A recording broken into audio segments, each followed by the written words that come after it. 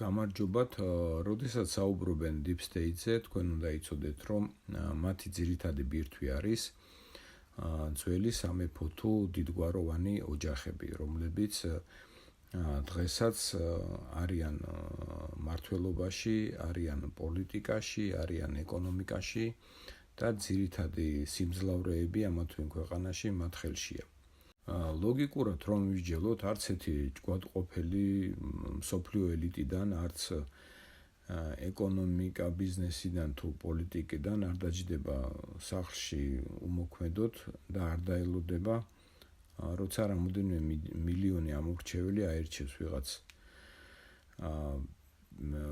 პიროვნებას, რომელიც მერე ისეთ კანონებს მიიღებს, რომ მათ დააკარგინოს ძალაუფლება და მთელი თავისი ქონება. რასაკვირველია, ეს ხალხი ერევა საზოგადოების ცხოვრებაში და ძალიან აქტიურადაც და ასევე არ არის გასაკვირველი, რომ ისინი ცდილობენ იყვნენ ჭრილში.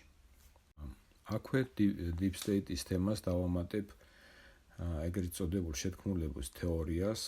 თქვენ ალბათ ხშირად გაგიგონიათ, რომ ეს შეთქმულების თეორია არ არსებობს და ასე შემდეგ, მაგრამ მინდა გითხრათ, რომ ნებისმიერი ადამიანი, რომელიც დაოჯახდება და შექმნის ოჯახს, ის უკვე არის შეთქმულების თეორიის ერთეული, რადგანაც ნებისმიერი ოჯახი, რომელიც იქმნება, მას აქვს თავისი გეგმა, თავისი ინტერესები, თავისი განზრახვები, ასე ვთქვათ, და ის დაფარულია ხშირ შემთხვევაში და უმეტესად დანარჩენი საზოგადოებისაგან.